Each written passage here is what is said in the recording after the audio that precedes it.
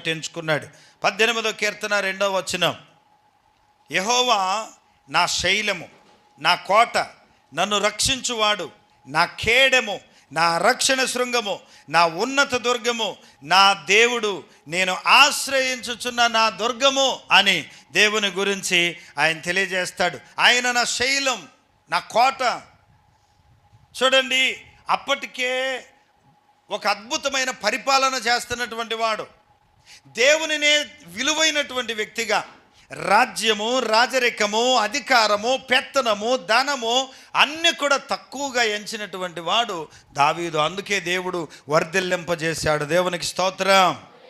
కొత్త నిబంధనలో పౌలు గారి జీవితాన్ని కూడా మనం గనక గమనిస్తే, ఫిలిప్పు పత్రిక 3వ అధ్యాయము 10-11 వచనాలలో తనకున్నటువంటి ఆస్తిని కానీ, తనకున్న ఐశ్వర్యాన్ని కానీ, తనకున్న పేరును కానీ దేన్ని